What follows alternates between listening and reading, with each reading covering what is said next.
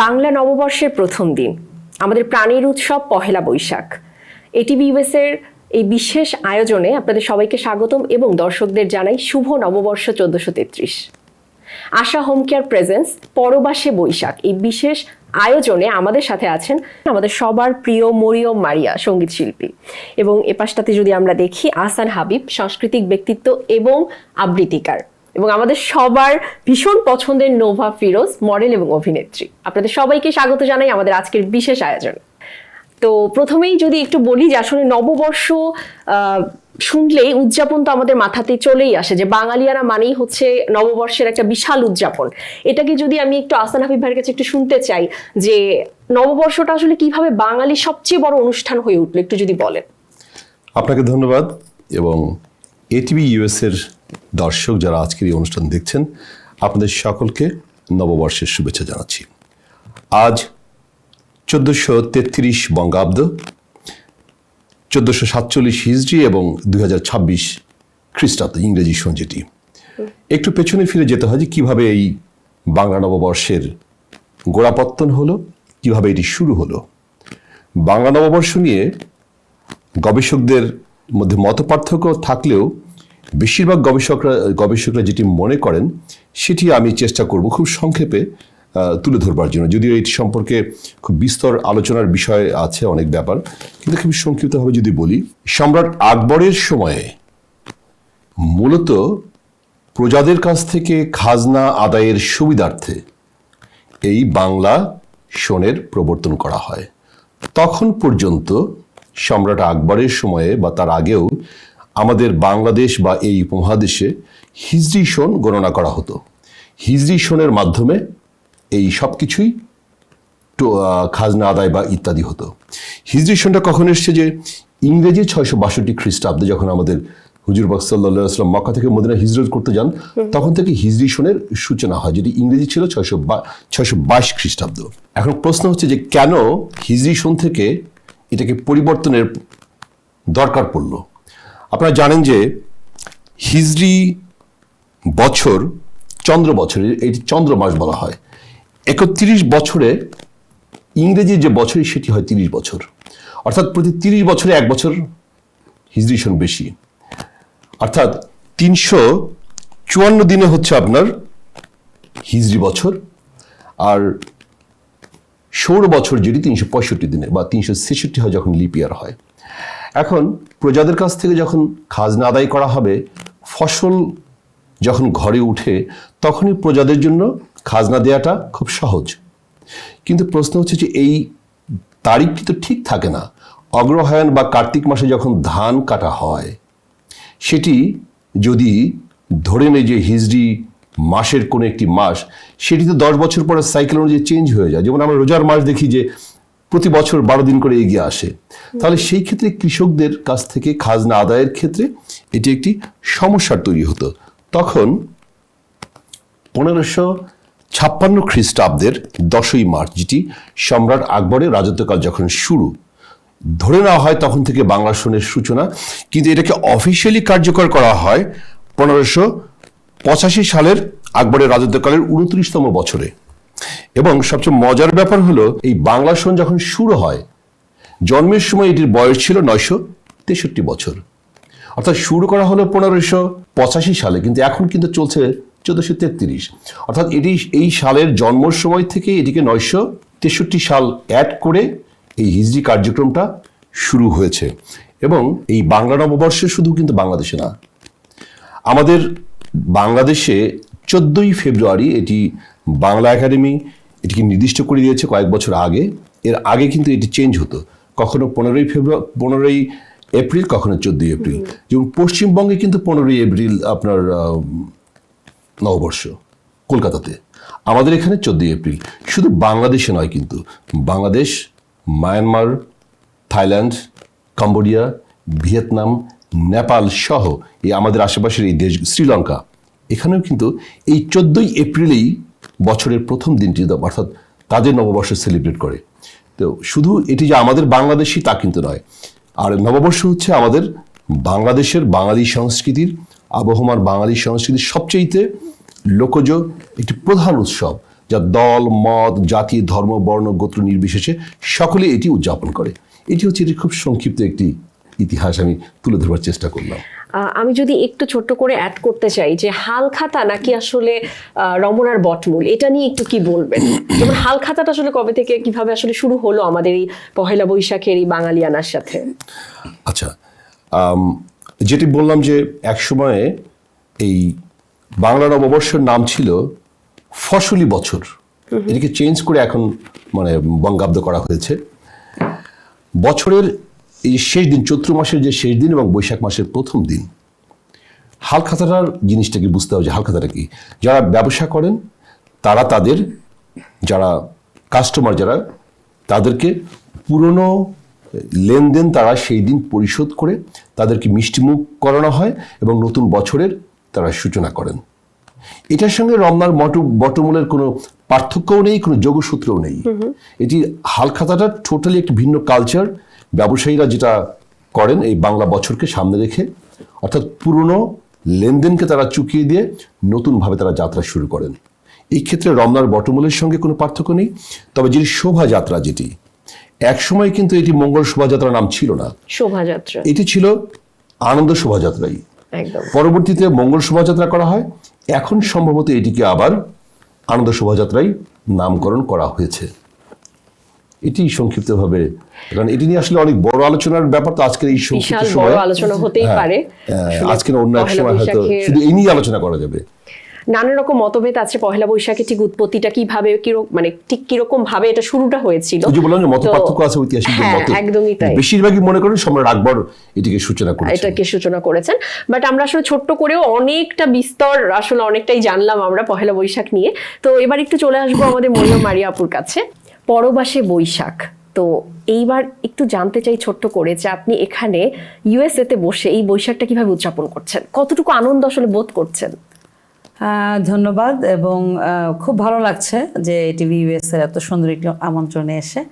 তো শুরুতেই বলবো যে এবার পহেলা বৈশাখটা আমি সংক্ষেপে বলছি যে আমার জন্য খুব আনন্দের, কারণ এবার আমার একটি গান রিলিজ হয়েছে অনেক দিন পর। কারণ লাস্ট 3 বছর আমি কোনো গান সেভাবে কোনো করিনি, এবারই নতুন একটি গান করলাম।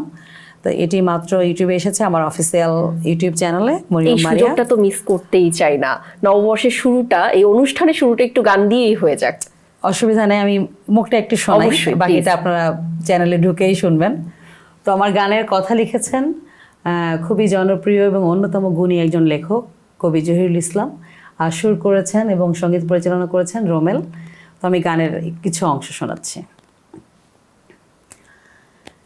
জীবনের ব্যালকনিতে বিকেলের রোদ হাসিতে যদি কেউ দাঁড়ায় এসে ভালোবেসে, এ জীবন ধন্য হবে আবারও বন্য হবে, বেনু জল স্রোতের মতোই যাব ভেসে।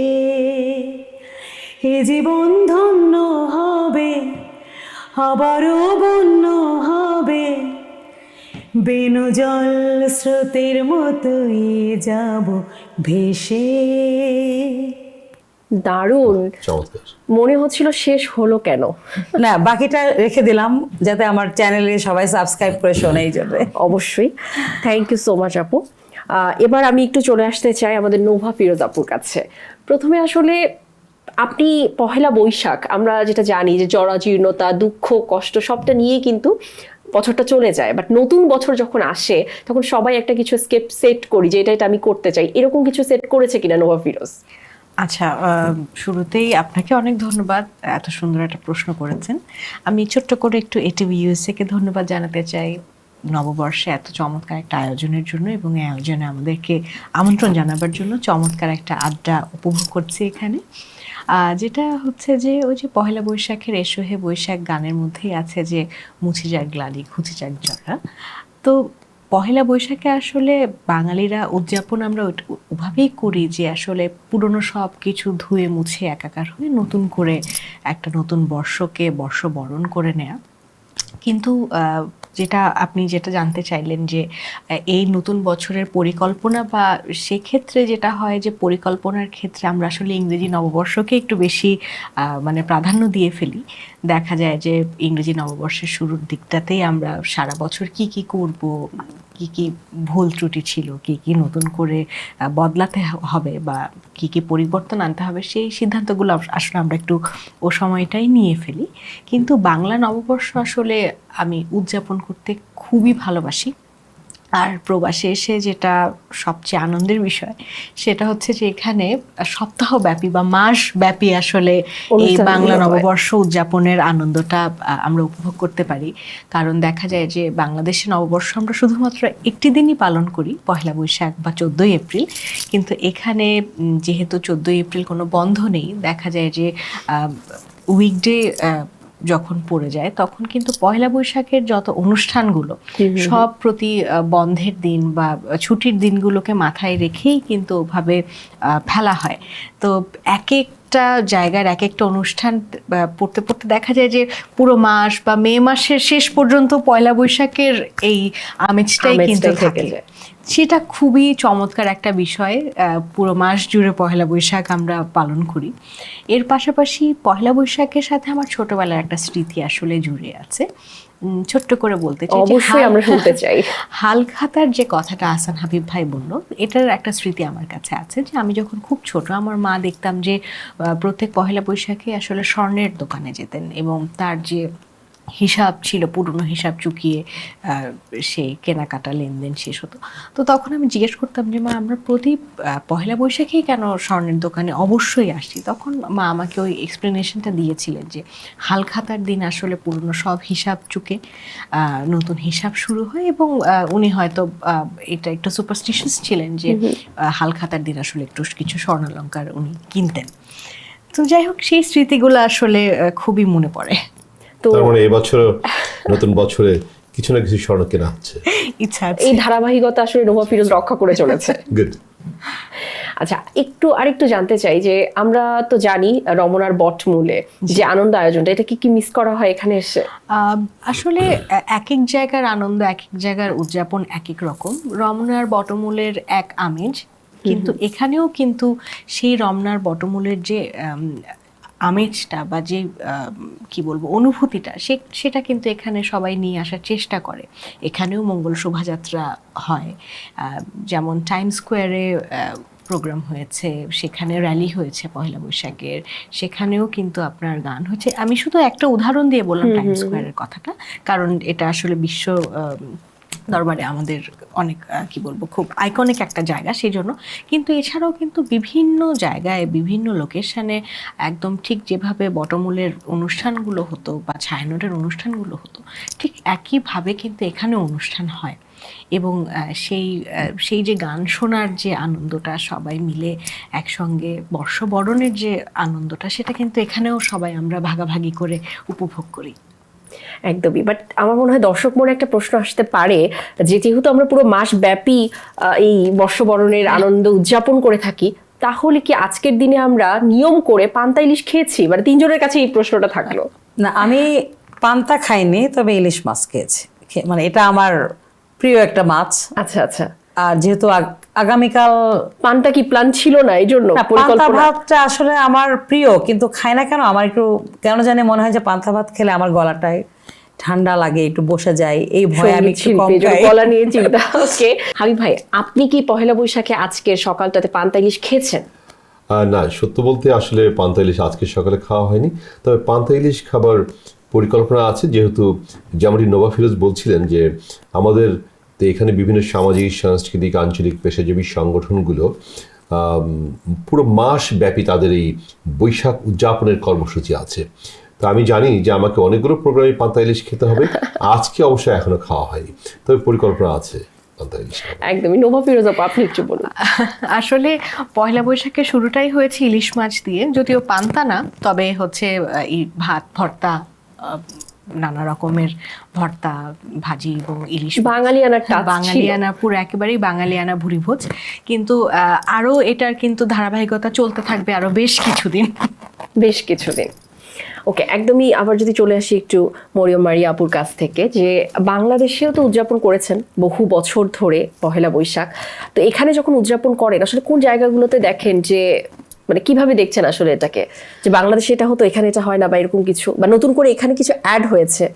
আসলে বাংলাদেশ মিস করি না, কারণ আপনিও জানেন যে জ্যামাইকা এবং নিউ ইয়র্কে বিশেষ করে এত বাঙালি যে আমরা তো রাস্তাঘাটে চলতে গেলে আমার মনে হয় বাঙালি ছাড়া আমরা কাউকে দেখি না, যার কারণে মনে হয় যে বাংলাদেশে আছি। আমার সবসময় মনে হয় বাংলাদেশে আছি।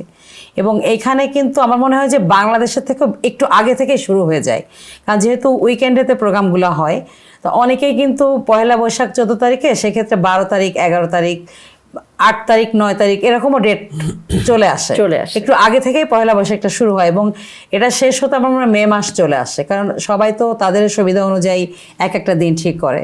এবং এখানে অনেক সংগঠন আছে বাংলাদেশের, এবং প্রত্যেকেই কিন্তু চেষ্টা করে আমাদের এই কালচারটাকে ধরে রাখার এবং দেশকে প্রেজেন্ট করার।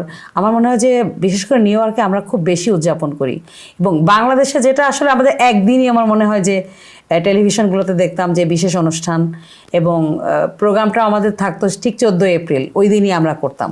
কিন্তু সেই ক্ষেত্রে ব্যতিক্রম হচ্ছে এখানে একটু আগেই শুরু হয় এবং শেষ হয় দেরিতে, মানে একটা আলাদা একটা বৈশিষ্ট্য আমরা দেখি। আমাদের সাথে যেহেতু আবৃত্তিকার আহসান হাবিব ভাই আছেন, তবে অবশ্যই আমরা আবৃত্তি শুনবো, তবে তার আগে ছোট্ট একটি বিরতিতে যাচ্ছি। বিরতির পর আবারও চলে আসবো আহসান হাবিব ভাইয়ের আবৃত্তি শুনতে। কোথাও যাবেন না, আমাদের সাথেই থাকবেন।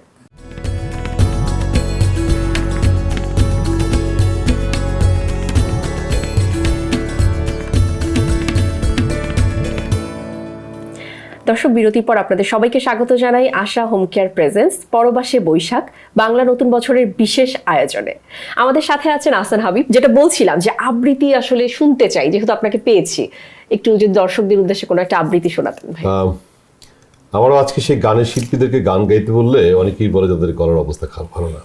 তা আমরা আজকে ঠিক সেরকমই কিছু একটা বলতে হচ্ছে পোলেন অ্যালার্জির কারণে, কিন্তু তারপরে যেহেতু এসেছি স্টুডিওতে চেষ্টা করব। তো আমি নববর্ষে যে কবিতাটি রবীন্দ্রনাথ ঠাকুরের, যে অনেক বড় কবিতা, আমি এখান থেকে কয়েকটি লাইন পড়ছি, এরপর অন্য আরেকটি কবিতা করব। কবিগুরু রবীন্দ্রনাথ ঠাকুরের লেখা। নিশি অবসান প্রায়, ওই পুরাতন বর্ষ হয় গত, আমি আজি ধুলি তলে এ জীর্ণ জীবন করিলাম নত। বন্ধু হও শত্রু হও, যেখানে যে কেহ রও, ক্ষমা করো আজিকার মতো, পুরাতন বরষের সাথে পুরাতন অপরাধ যত। আজি বাঁধিতেছি বসি সংকল্প নূতন, অন্তরে আমার সংসারে ফিরিয়া গিয়া হয়তো কখন ভুলিব আবার। তখন কঠিন ঘাতে এন অশ্রু আঁখি পাতে, অধমের করিও বিচার। আজি নববর্ষ প্রভাতে, ভিক্ষা চাহি মার্জনা সবার।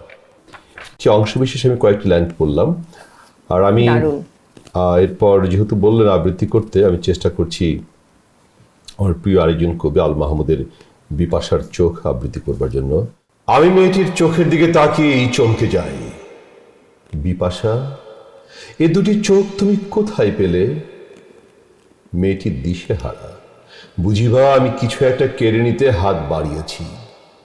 না না বিপাশা, তোমার চোখের মতো মায়াবী দৃষ্টি, তোমার ভ্রুর মতো অব্যর্থ ধনুক, তোমার পলকের মধ্যে যুগান্তের পট পরিবর্তন একমাত্র ভাগ্যবান ছাড়া কারোর সামনে আসে না। যেন একটা চীনা হংসী চিবুক বাড়িয়ে দিয়েছে আমার টেবিলে। আমি নির্লজ্জের মতো বিপাশাকে দেখি। মুখে যদিও বলি বিপাশা, তোমার নাম বিপাশা কেন? বিপাশা তো পাঞ্জাবের একটা নদী, ঘোলা জলের ঘূর্ণি, অপরিচ্ছন্ন। আমি দেখেছি। আমি মনে মনে মেয়েটির নাম দিই যমুনা। যদিও মেয়েটির রং কালো, ভাবি আমার সামনে কৃষ্ণ মাধবের প্রেমিকা রাধা।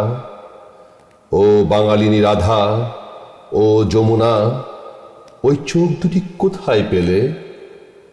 লোহার বাসরে বেহুলার ঢুলু ঢুলু আঁখি তারা এখন তোমার সৌভাগ্যের ললাটে। আমি প্রেমিক ভাস্কর ফরহাদকে পাথরের উপর স্থায়ী কালো মিনে আঁকতে দেখেছি সিঁড়ির কালো আঁখি পল্লব। মরুভূমির এক দ্রুতগামী উষ্ঠির পিঠে ধাবমান লাইলার চোখের কথাও আমি জানি। বিপাশা, এই চোখ তুমি কার কাছ থেকে চুরি করলে? তস্করি এক্ষুনি ফিরিয়ে দিয়ে এসো, নইলে রাজা সুলাইমানের রথের শব্দে সারা জীবন তোমার ঘুম ভেঙে যাবে, আর তোমার চোখের জলে তৈরি হবে নতুন ফোরাতের স্রোত। অসাধারণ, অসাধারণ, ভীষণ ভালো লাগলো। একটা পুরোপুরি একটা ছবি যেন দৃশ্যপট যেন সামনে রোমাঞ্চিত হলো, এরকমই মনে হচ্ছে। তবে এই সময় এসে বিরতির পরে আমরা যেহেতু অনুষ্ঠানের একদম শেষাংশে চলে এসেছি, একটা র্যাপিড ফায়ার আপনাদের জন্য আছে। আচ্ছা, ঝটপট চটপট প্রশ্ন, ঝটপট অ্যান্সার লাগবে। তো প্রথমে কাকে দিয়ে শুরু করবো আপনারা বলুন। ওদিক থেকে আমার শুরু মনে হয় হোক। একজনই Ladies আমাদের first. রাজপুত্র না, আছে, না, না, ladies first, ladies সেদিক first. থেকে শুরু হোক। মানে আপুদের ভোট কিন্তু বেশি ভাইয়া। না, অসুবিধা নেই আমার, বাট আমি ভাবছিলাম যে লেডিস ফার্স্ট, কিংবা আমাদের নোভা ফিরোজ হচ্ছেন সেলিব্রিটি, অনেক বড় সেলিব্রিটি, তাকে দিয়ে শুরু করা হোক। তাহলে শুরু করছি নোভা ফিরোজ আপুকে দিয়ে। হ্যাঁ। আপু, পান্তা না পিৎজা? পান্তা। ওকে, ক্লাসিক না টেম্পোরারি? কোন ক্ষেত্রে? আপনি যদি নববর্ষকে ধরেই বলেন। না, সেটা কি সঙ্গীতের ক্ষেত্রে নাকি নাচের ক্ষেত্রে? সঙ্গীতের ক্ষেত্রে। ক্লাসিক্যাল নাকি কন্টেম্পোরারি? ক্লাসিক্যাল। ওকে, কালচার না কমফোর্ট? কমফোর্ট। ওকে, মেমোরি না মোমেন্ট? মোমেন্টস। গ্রাম না শহরের বৈশাখ? শহরের বৈশাখ। ওকে, একটি প্রশ্ন, এটা আসলে র্যাপিড ফায়ার বলা যাবে না, তবে একটু বড়ই হবে। যেমন ধরুন, নতুন এই বছরকে মাথায় রেখে আপনাকে যদি একটা সিনেমা বানাতে বলা হয়, তাহলে সেই সিনেমার টাইটেলটা আসলে কি হবে? আসলে আমার এবং কাজ, আপনি ওই সিনেমার প্রধান চরিত্র। আচ্ছা, আমার কাজ তো আসলে অভিনয় করা। তো সিনেমা যারা লেখেন, মানে রচয়িতা যারা রয়েছেন, স্ক্রিপ্ট রাইটার্স বা ডিরেক্টরস, তারা আসলে যে নামটা নির্ধারণ করবেন সেটাই। আপনি হয়ে গেলেন ডিরেক্টর, স্ক্রিপ্ট রাইটার, আপনি এটা কি তো আমার- টাইটেলটা এটা দিতে তো আমার পারেন কাজ আসলে? না। ওকে, আচ্ছা, তারপরে এই দিক থেকে একটু আমরা আসবো, আসান হাবিবের কাছে প্রথম যেতে চাই। পান্তা না পিৎজা? পান্তা। আচ্ছা, ক্লাসিক নাকি টেম্পোরারি? ক্লাসিক। ওকে, কালচার না কমফোর্ট? আমি কালচারে থাকতে চাই। ওকে, মানে কালচারটাই আপনার জন্য কমফোর্ট জোন। বলতে পারেন। মেমোরি না মোমেন্ট? কঠিন কোশ্চেন, দুটি গুরুত্বপূর্ণ। দুটি গুরুত্বপূর্ণ, ঠিক কিভাবে? আসলে মেমোরি না মোমেন্ট কিভাবে দেখছেন? মেমোরিকে বাদ দিয়ে সামনে এগোনোটাও আসলে আমি মনে করি না যে খুব, আমার কাছে মেমোরিটাও খুব গুরুত্বপূর্ণ, মুভমেন্টও, দুটোই, মানে কোনোটাকে বাদ দিয়ে কোনোটা নয়, দুটোই লাগবে। দুটোই লাগবে। ওকে, গ্রাম না শহরের বৈশাখ? গ্রাম। গ্রাম। আমি গ্রামের ছেলে, গ্রামে বড় হওয়া, গ্রামকে আমি পছন্দ করি, যদিও পরবর্তীতে ঢাকা শহরে, বাট গ্রামের ঐতিহ্য আমি জানি। আসলে গ্রামের বৈশাখ নিয়ে তো অনেক কথা বলা যায়, তবে একটু ছোট্ট করে আসলে এই শুনবার লোভটা সামলাতে পারছি না।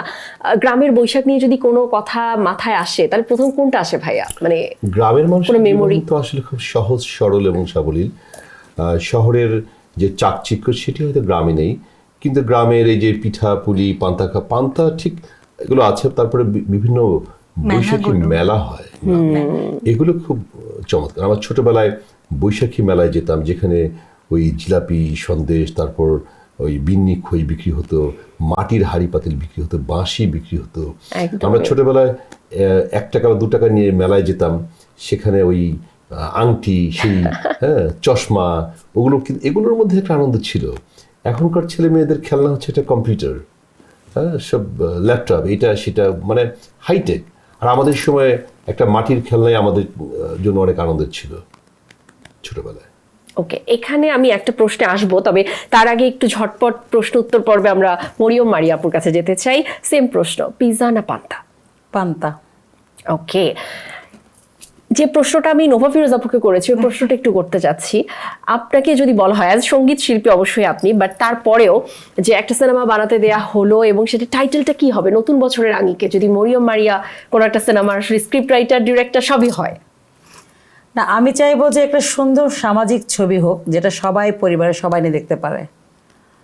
যেরকম একটা ছবি এবার রিলিজ হয়েছে বনলতা এক্সপ্রেস, মানে কি নামটা শুনলে একটা ভালো লাগা কাজ করে। তো আমার মনে হয় যে ওরকম কিছু একটা হবে, হতে পারে যে রহস্যময় ট্রেন, এরকম কিছু। আচ্ছা, একটা রহস্য, একটা মিস্টেরিয়াস হ্যাঁ, ব্যাপার আসলে একটা আমাদের mysterious মরিয়ম ব্যাপার মারিয়া আপু থাকবে, ভালো হ্যাঁ। লাগে, বুঝতে পারলাম। ওকে আপু, সো ক্লাসিক না টেম্পোরারি? ক্লাসিক। ওকে, কালচার না কমফোর্ট, কোন জোনটা? কালচার। কালচার। মেমোরি না মোমেন্ট? মেমোরি। মেমোরি। তো ছোট্ট করে একটু মেমোরি শুনতে চাই। ছোটবেলার আসলে কোনো একটা মজার কিছু মনে পড়ছে কি, যে পহেলা বৈশাখ ঘিরে নতুন জামা? হ্যাঁ, পহেলা বৈশাখের আসলে অনেক স্মৃতি আছে। পহেলা বৈশাখে যেরকম আমার মনে আছে যে আমার বাড়ি যে যশোর, তা বেনাপোল একদম ইন্ডিয়ার বর্ডার সাইডে আমাদের প্রতি বছরই এই টাইমে প্রোগ্রাম থাকতো। ওখানে কলকাতা শিল্পীরা আসতো এবং আমরা ওখানে গান করতাম। তা একবার একটা মজার ঘটনা ঘটলো যে বৈশাখেরই প্রোগ্রাম, কিন্তু একটা লোক আমার সামনে বসা, খুব সিম্পল, মানে সে কিন্তু খুবই পয়সাওয়ালা একজন মানুষ, কিন্তু আমার সামনে বসা, তা আমাকে একটা গান রিকোয়েস্ট করলো যে ভালোবাসা যত বড় জীবন তত বড় না, এই গানটি শোনার জন্য। এবং গানটি গাওয়ার পরে ওই লোক শুধু কান্না করছে ওখানে বসে, মানে এত কান্না যে মানুষ সবাই তাকায় আছে ওনার দিকে, মানে তার মনে অনেক দুঃখ ছিল। এবং সে করলো কি, গানটা শেষ হওয়ার পরে সে এতই ভক্ত হলো আমার, কমন পড়ে গেছে। হ্যাঁ মানে কমন পড়ে গেছে। পরে সে আমাকে এক কার্টুন মানে আঙুর যেহেতু আমাকে গিফট করলো সে ওই ওপেন স্টেজে, মানে এটাই আমার জন্য খুব আনন্দের যে আমার গান শুনে সরি, মানে কান্না করে দিল। তার মানে ওই পরিমাণ তার ভালো লাগা কাজ করেছে, যার কারণে আসলে এটা আমার মেমোরি, একটা স্মৃতি। এবং মেমোরি না থাকলে আসলে মোমেন্ট উপভোগ করা যায় না। মেমোরিটা আমাদেরকে অনেক কিছু শেখায়, ওখান থেকে আমরা শিক্ষা নিয়ে সামনে আগাই, এরকম কিছু। একদমই তাই। তো গ্রাম না শহরের বৈশাখ, কোনটাকে আসলে আপনি এগিয়ে রাখবেন? যদিও আমার শহরে জন্ম, কিন্তু গ্রাম আমার খুব প্রিয়, কারণ গ্রামের মেলার একটা আলাদা আনন্দ আছে। পহেলা বৈশাখে ওখানে যে মাটির হাঁড়ি পাতিল পুতুল বিক্রি হতো, আমার মনে আছে আমি নানা বাড়ি গেলে আমি কিন্তু ওই মেলার পুতুল হাঁড়ি পাতিলগুলো কিনতাম। মানে ওই জায়গার আনন্দ আছে আলাদা। ওই জায়গা যে খাবার বানাই, জিলাপি ভাজে, তারপরে অনেক রকম মানে ভাজা জিনিসপত্র মজা, তারপরে ওই যে নাগরদোলা, মানে ছোটবেলা থেকে এগুলো দেখাতো। আমার মনে হয় যে গ্রামের একটা মেলার আলাদা একটা আনন্দ এই পহেলা বৈশাখে, গ্রামেরটাই ভালো লাগে আমার। আসলে আমাদের তিনজন অতিথি তারা সবাই কিন্তু গ্রামের বৈশাখটাকেই এগিয়ে রাখছে। তার মানে বোঝাই যাচ্ছে আসলে গ্রাম ঘিরেই যে বৈশাখের যে আনন্দ, যে উদযাপন, যে বাঙালিয়ানা, সেটার রুটটা আসলে ওখানটাতে। আসলে এখানে একটু বলে রাখি যে ঢাকা শহরের বর্তমান যে অবস্থাটা, আমাদের তো আসলে খালি জায়গা নেই ঢাকা শহরে, না মানুষের যাবার কোনো জায়গা নেই। ঢাকা শহরের বৈশাখগুলো অনেক কালারফুল হয়, কিন্তু সমস্যা হলো একটা, যে এত মানুষ ঢাকা শহরে, 2 থেকে 3 কোটি মানুষ, সেই তাদের সেলিব্রেট করবার জন্য পর্যাপ্ত খোলা জায়গার খুব অভাব। এটা একটা সমস্যা। একদম শহরের বৈশাখ খুব কালারফুল হয়, গ্রামের যে একটু ভিন্ন আমেজ, শহরেরটাও একটু অ্যাড করতে চাই, এই যে নাগরদোলা বা মাটির হাঁড়ি পুতুল, এগুলো কিন্তু আপনিও কিন্তু শহরের যদি আপনি একটু কি বলবো স্পেস যদি থাকে করা যেত। স্পেস না, আপনার ঢাকা শহরেও কিন্তু, বা ঢাকা শহর বলেন, চিটাগাং শহর বলেন, শহরগুলোতেও কিন্তু আসলে আপনার বৈশাখী মেলা হয়। মানে এবং হচ্ছে যে একটা কি বলবো, একটা ব্লেন্ডিং হয়, যেটা কিছু জিনিস গ্রামের, কিছু জিনিস শহরে মিলে একটা ব্লেন্ড সেখানে তুলে ধরে। এবং বৈশাখটা আসলে, বা পয়লা বৈশাখ বা বর্ষবরণের এই উৎসবটা আমার কাছে ব্যক্তিগতভাবে এতটাই প্রিয় এই কারণেই যে আসলে শহরে যারা বেড়ে উঠেছে, যারা বড় হয়েছে, বা আমাদের পরবর্তী প্রজন্ম, তারা কিন্তু আমাদের যে বাঙালিয়ানা, যে আমাদের যে ঐতিহ্য, তারা কিন্তু এই অনুষ্ঠানগুলোকে ঘিরেই আসলে সেগুলোর একটা আমেজ পায়। আসলেই তাই, আসলেই তাই। না, আমরা এখানেও খেয়াল করি, এই যে নিউ ইয়র্কে আমরা যখন পহেলা বৈশাখের কোনো প্রোগ্রামে যাই, আপনারা দেখবেন যে মাটির প্লেট থাকে, মানে মাটির মানে সবকিছু বাসনপত্রগুলো কিন্তু মাটির, মানে ওই ঐতিহ্যটা কিন্তু এখানেও চেষ্টা করে সবাই তুলে ধরার। গ্রাম এবং শহরের কথা যেহেতু আসলো, আমরা যারা এই প্রবাসে আছি, জীবন এবং জীবিকার তাগিদে বাংলাদেশ থেকে হাজার হাজার মাইল দূরে এই নিউ ইয়র্ক শহরে আছি, নিউ ইয়র্ক শহরেও কিন্তু বর্ষবরণের কোনো জায়গায় একটুও কমতি নেই। সেই বিশ্বের রাজধানী নিউ ইয়র্ক, এবং নিউ ইয়র্কের সবচেয়ে যে অভিজাত সুন্দর জায়গা টাইম স্কয়ার, সেখানে 2 দিন 3 দিন সম্ভবত বর্ষবরণের অনুষ্ঠান, জ্যাকসনের ডাইভার্সিটি প্লাজায় হলো। বিভিন্ন সাংস্কৃতিক সংগঠনগুলো একেবারে চমৎকার বিভিন্নভাবে তারা এই বর্ষবরণের অনুষ্ঠানগুলো কিন্তু করে যাচ্ছে, অর্থাৎ কোনো অংশেই তারা পিছিয়ে নেই। মানে বর্ষবরণের জায়গায় অনুষ্ঠানের ক্ষেত্রে এই শহরে বসবাস করেও হাজার হাজার মাইল দূরে কোনো অংশে কিন্তু পিছিয়ে নেই। হয়তো এই আমেরিকার নাগরদোলাটা পাচ্ছে না বা কিছু জিনিসের ঘাটতি আছে, বাট মনের দিক থেকে তারা কিন্তু সেই জায়গায় পৌঁছানোর একটা চেষ্টা আছে। মানে মোরলেস আমরা আসলে এখানে বেশি করে পরবাসে থেকে আমরা মনে হয় বাঙালিয়ানাকে আমরা আরো বেশি অ্যাটাচ ফিল করি, ধারণ বেশি করি। ওভাবেই এখানে ধারণ আসলে করি আপনার আসলে। উৎসব পার্বণগুলো কিন্তু অনেক বেশি উদযাপন করা হয়। বাংলাদেশে থাকলে হয়তো এতটা উদযাপন আমার করা হতো না, মানে সবারই বা একই অনুভূতি অবস্থা। অনুভবের যে জায়গাটা কিন্তু ওরকম এখানে ভাবে আসলে আপনার উৎসবগুলো আসলে উৎসবের মতো করেই আপনার পালন করা হয়। সবার সঙ্গে সবার দেখা হয়, যেটা মিলন মেলা হয়, আন্তরিকতা বাড়ে, আমাদের সম্পর্কের জায়গাটা অনেক উন্নত হয়। মানে এই কারণে কিন্তু ভালো লাগে যে অনেকের সাথে অনেকদিন দেখা হয় না, কিন্তু এই পহেলা বৈশাখের একটা অনুষ্ঠানে দেখা হয়ে নিউ যায়। ইয়র্ক সবার শহরে সাথে, সবার বাংলাদেশি বিভিন্ন সামাজিক সাংস্কৃতিক আঞ্চলিক পেশাজীবী সংগঠনগুলো যতগুলো পিঠা উৎসব করে, আমার ধারণা বাংলাদেশেও হয় না এতগুলো না। পিঠা উৎসব। এবং বৈশাখী মেলার কথা যদি বলেন, এই যে অনুষ্ঠান এপ্রিলের আগে আমার মনে হয় মার্চ মাসটা কিন্তু পহেলা বৈশাখ, বৈশাখীর মেলাই হচ্ছে এতদিন, মানে আমেজটা কিন্তু অনেক আগেই শুরু হয়ে গেছে। সেটাই পরবাসে বৈশাখ এই বিশেষ আয়োজনে দীর্ঘক্ষণ আমরা আসলে আড্ডা দিলাম, এটা আরো দীর্ঘতর হতে পারত, তবে শেষটা আসলে গানে গানে আমরা করতে চাচ্ছি। কোন গানটি আসলে আমাদের সঙ্গীত শিল্পী মারিয়ম মারিয়া আপু গাইতে চাচ্ছেন? আসলে যেহেতু আজকে আমরা কিন্তু গল্প করছি সবাই, আমাদের মানে পহেলা বৈশাখে আমরা ধারণ কেমন করি, স্মৃতিতে আমাদের কেমন ছিল, যেহেতু এটাই আমরা বিশেষ কোনো গানের অনুষ্ঠান না, তো আমার মনে হয় যে একটি গান আমরা সবাই, যে গান না হলে পহেলা বৈশাখ মনে হয় না, সেই কালজয়ী গানটি পহেলা আমরা বৈশাখের জাতীয় সঙ্গীত। জাতীয় সঙ্গীত যেটা আমার মনে হয় সবাই যে গানটি জানে, আমরা চারজনই একসাথে গাইতে পারি। গানে গানেই আসলে আমরা বিদায় নেব আমাদের দর্শক বন্ধুদের কাছ থেকে।